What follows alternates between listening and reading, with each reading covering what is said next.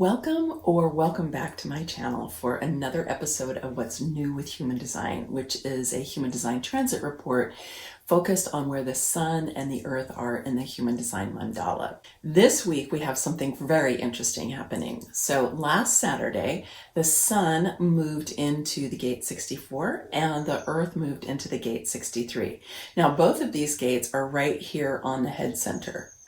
Okay, so they are directly connected to superconsciousness.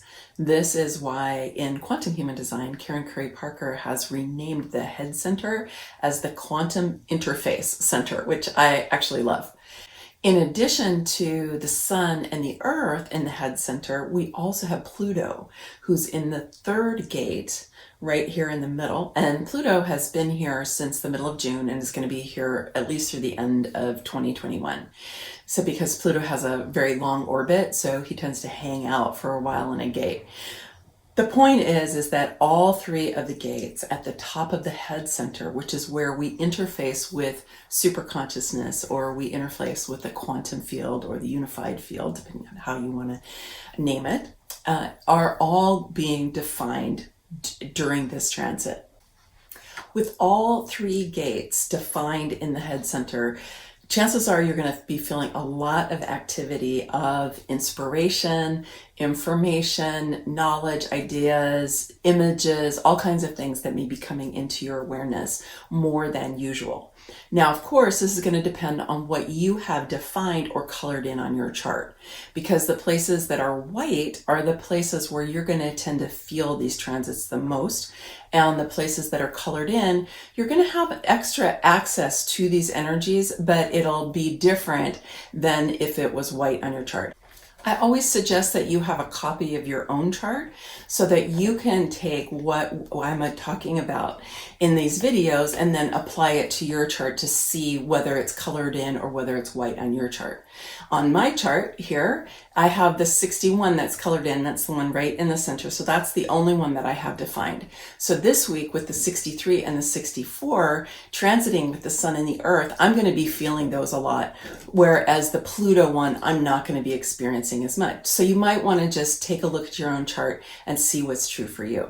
We're going to start with this particular transit, and then I am also going to give you an overview of the next transit, which will start on Thursday, September 9th. So first we're going to start with where we are right now with the sun in the gate 64. This is the beginning of the sensing circuit or the miracle circuit in quantum human design. And this is a right-brained energy. Right-brained means that it is abstract, it is visual, it's sensual, it's somatic, it's creative, and it's expansive, and it's spatial. In traditional human design, the name of this gate is confusion, and in quantum human design, it's known as divine transference. So we live in a culture that prioritizes left brain knowledge, things that we can understand with our left brain. So things that are logical, strategic, analytic, that we can quantify, that we can track, that we can replicate, and so on, based in the Western scientific method. So when we're getting information in through our right brain from superconsciousness, and this is more imagistic, it's creative, it's expansive, and it is not any of those left brain things, to the left brain, it could be confusing because we don't quite know how to take in really the gifts that come to us from our right brain with the faculties of our left brain. So I think that's where confusion came from in the original naming of this gate. I love the way that Karen has renamed it as divine transference, which makes sense, right? It is this energy that's coming from superconsciousness, right? From the unified field, and then it's coming down in through the right brain, which is, like a receptor, and it's also a filter. So it's bringing in and kind of flavoring and emphasizing certain types of information. The sun lighting up this gate this week is going to give you extra access to your right brain breakthroughs, if you will, or your right brain epiphanies, or the insights, the kind of breakthrough out of the box I don't even know if I want to call it thinking, because it's not thinking in terms of analysis, but it does have thought forms to it, because it does coalesce into words, images, thought forms, and so on. The Earth, on the other hand, is lighting up the left brain gate, which is the 63. And in traditional human design, the 63 was named doubt. And then in quantum human design, it is curiosity.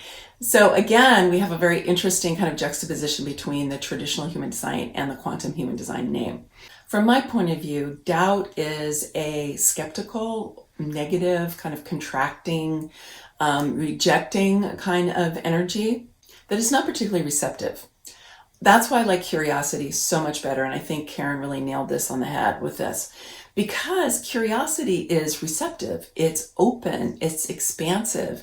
It is a kind of playful inquiry, if you will. And I think that this is the best of the scientific method, is curiosity, which is where it starts. Where as a scientist, or having a scientific bent, you look out into the natural world and you are curious about how things work. You're curious about, why the cycles are the way that they are, or why trees grow the way that they do, or why the ocean is the way that it is. You're curious, and so you begin a project of inquiry. And that is the best way of thinking of the scientific method, I think. So I love this notion of curiosity. So with the Earth lighting up the gate of curiosity, we can think of our curiosity as grounding us this week. That we want to think of this as our foundation and our place to be living from and to be exploring life from. And when we do that, then we become more receptive and more able to receive also the divine transference that's coming to us through the gate 64. And if you think of the 63, which is the beginning of that logic circuit, as curiosity, it can help you step out of any kind of conflictual or contradictory experience you might have when you have your left brain and your right brain going. I know with people who have a lot of the logic circuit defined in their chart, sometimes they feel challenged by the different ways of knowing that are evidenced inside of the human design system, and that many of us already intuitively know, right? We think of just as intuition, and definitely this right brain intelligence is one of those, because they just operate differently. My perspective is that we need both. Both are extremely valuable. They have many gifts to provide to a holistic way of moving through the world and understanding what's happening. But because our culture tends to privilege and prioritize the left brain, the right brain tends to get squelched or sent away. So when we have this curiosity, it's much more in that same kind of spirit. And it opens up that portal to superconsciousness that the 63 actually is. So my suggestion for you this week is to take a look at what is coming in that feels like it's out of the box, that feels like it's leading edge. That really feels different maybe than the way that you normally perceive things or you normally think about things. You have another layer of support for this because Pluto is lighting up that 61, which I mentioned a couple of moments ago. And the 61 is the beginning of the knowing circuit, and it's right here in the middle. So we've got all three lit up. And the knowing circuit is individual circuitry. Both this right brain, left brain, the sensing and the logic that we're talking about are both collective energy. So they're actually quite different from the knowing circuit. So the knowing circuit is where we just get downloads. We just have them, they come in, or we have a deep inner sense of knowing and we don't know where it came from. We can't prove it. We can't point to a source, and we can't even replicate it. We can't quantify it. It's none of those things. So in that way, it's similar to what we're getting through the 64 and the sensing circuit, but it has individual energy to it. And the reason I mention this is that what comes in through the knowing circuit tends to be even more leading edge because it is this kind of individual energy. Now, what do I mean by that? So individual energy is here to be different. It's here to bring change. It doesn't fit in, and it is on that leading edge of consciousness. It is The place where we bring in really mind-blowing possibilities is through that knowing circuit. So we've got all of these active this week. I want to tell you a interesting story of a reading that I did with a client not too long ago that I think helps illustrate what I'm talking about here. She had both the sensing circuit and the knowing circuit. So she had both of these going on. And I was sharing with her about this, and I asked her, I said, are you aware of receiving information that may come in a form that isn't logical or isn't rational, and it's not something that you learned anywhere, and it's imagistic and it's creative and it's spatial and it's expansive? And she said, yeah, I do. And I was like, well, so what is that like for you? And she said, well, a lot of times I receive this information and I don't really know what to do with it. I actually often reject it. I see if I can go out and find somebody else who's talking about it or somebody else who will validate it, because it's just something that I'm thinking and I thought I just kind of made it up and I don't know that it's valid. And I was, well, you know what? This is one of your superpowers. And I really invite you and want to give you full permission to honor this, because you're receiving divine inspiration that's coming in through this sensing circuit and this knowing circuit. And yes, you're right. It doesn't fit in with what you see out there in the world often. And it may be very difficult for you to validate it because it's not where it's coming from. It's coming from super consciousness. And this is a gift for you. She was like, wow, really? This is a young woman. I said, absolutely, absolutely. And I want to give me an example of something that you've received. And she said, well, you know what? Just last week, I had this download of a complete article. It had a title, it had bullet points. It was just this whole thing. It's like I woke up in the morning and I had all of it. And I was like, okay, what did you do? And she said, well, I wrote it down in my journal. And then I kind of left it. I didn't know what else to do with it. I didn't know if it was meaningful or if it was valid. And I said, well, what was the article about? And she said it was really about how we need to create a new relationship with our ecosystems and with the planet, because the direction that we're going right now, it's not going to work. And I said, well, didn't you say that you wanted to have more meaningful work in your life? You're pretty happy with the job that you have, but you really long to move into a field where you feel like you're really going to have a positive impact?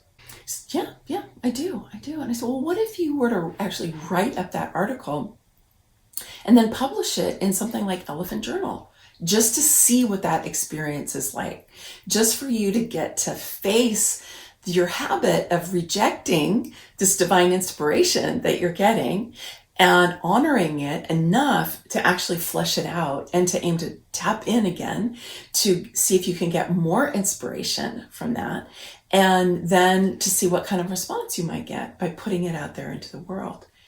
And she looked at me like a the proverbial light bulb went off in her head. And I said, well, why not? I said, well, I never thought about doing that. And she was kind of shy. And I said, I know, but it's, could feel a little risky because you are putting yourself out there. And I said that I just really want to encourage you because this really is a gift that you have. So I want to ask you, what might you be rejecting that is actually divine inspiration, that are breakthrough ideas that are coming in, that your curiosity might be kind of playfully exploring, that you're not taking seriously, that maybe you're even rejecting? And I want to invite you over the course of this week to be paying more attention. Maybe have conversation with your friends to see what's coming in for them. Because let's remember that Albert Einstein said that no problem can be solved from the level of consciousness that created it. And my take on where we are in the world right now, we've got a lot of challenges that we need to resolve. And I don't think we're going to do that coming from a scientific point of view. It doesn't mean that science can't contribute, because I think it's vital that science does. But I don't know that that is going to be the source of the breakthrough, leading edge ideas and understandings and knowingness that we need to be able to move into another state of consciousness and to really transform and heal our world, to create a more sustainable and more equitable, more benevolent economy, and to start getting in right relationship with our ecosystems and the other species that we live on the planet with, right? So that's my invitation to you. So give that a try. On Thursday, the sun is going to move into the gate 47, which is on the Ajna center. And interestingly enough, it's right below the gate 64, which is where the sun is right now. So we're going to have the opportunity to continue with this theme going into the next week. And in traditional human design, the gate 47 is known as realization. And in quantum human design, it's known as mindset. And so it's the place where we kind of move from what I think of like in the yoga traditions, the head is the crown. Like this is the really the interface that we have with a super consciousness. And then we move down into the ajna, which in human design is actually quite different than the ajna in the yoga traditions because it's more of the thinking brain. It's more of the computer part. So the ajna is more associated with data storage, with analysis, with knowledge and that sort of thing. It's really more part of the thinking brain. In quantum human design, it's known as the divine translator. I love that. So Karen has renamed it so that we're really bringing in this information. It was, as I was just talking about what's happening now through those 3 head gates, and bringing it in, and then we're translating that into something that we can kind of understand, probably giving more language to it, right? And plugging it into some paradigms that we already understand to some degree. We can hope, though, that as we bring in that information, it's going to kind of bust out our patterns so that we're not translating that information so much that it loses its potential juice, right? But that it actually helps to continue to expand. So even as we're translating this, we want to be able to honor its really creative, spatial, somatic, abstract quality, because this is still in the sensing circuit. So it's still in that miracle circuit. It's still going to have a quality of greater possibility. And so we want to be able to really honor that piece. Mindset is probably something that you've heard about a lot. Mindset is often a synonym for our belief system, right? And that has to do with the way that I think about that is the filter through which we understand the undifferentiated continuum of the natural world, right? That we have a filtering system, a structure through which we understand what's going on around us. It happens through naming and categorization and so on. So our mindset is the system that helps us to be able to make sense of what's going on all around us, because the truth is that there's way too much information going on all the time, and we have to filter it down or we overload. And so this mindset is part of what's helping us do that. So this coming week, you have the opportunity when we shift on Thursday to reflect on what did you receive while you were bringing in all of these insights and inspirations and images and so on. And then to look at that and go, okay, how can I translate that into my regular life? How can I make this have meaning in my regular life? Ideally without taking, what my dad used to say, pulling the wings off of the butterfly. Now the Earth is going to move into the gate 22, which is on the emotional solar plexus, which is also known as the creativity center in quantum human design. All of the gates on the emotional solar plexus are going to be emotional. And I love that Karen has renamed the emotional solar plexus as the creativity center, because emotional energy is very, very creative. It's a super powerful energy. It is one of the motors in the chart. So it does have a generative quality to it. The 22 is known as openness in traditional human design, or surrender in quantum human design. And it's really the quality of being able to believe and to surrender into the flow of life, to believe that you have the support, to believe that you're going to have what you need to be able to manifest your dreams. Basically, right? To be able to bring into form that which you are focusing on and that which you're desiring. And there is a sense of surrender to this greater flow of life, which is always helping us to create what we want in our life. You've probably heard that phrase, you create your own reality. And I do believe that, but I always say you create your own reality, but you don't do it alone. You do it with the flow of life, right? You do it with super consciousness. You do it with the creative intelligence of the universe.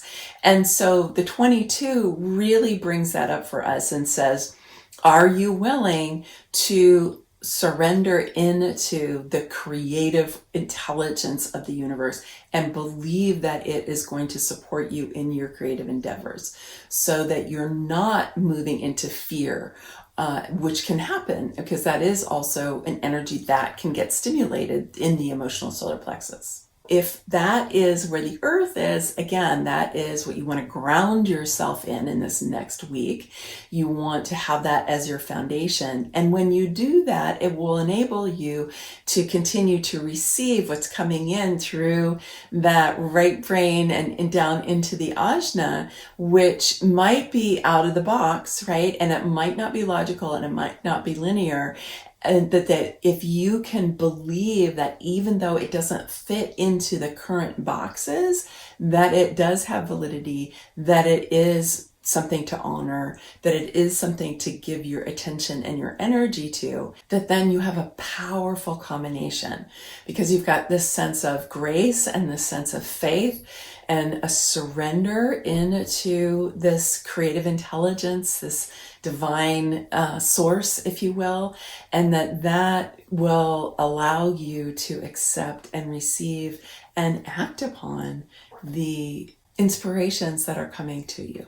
Thanks so much for watching today. Many blessings, much love. Make sure to subscribe, give the video a thumbs up, and of course, please leave a comment because I always love to hear from you and ask any questions that you have. I'm happy to answer them. Bye for now.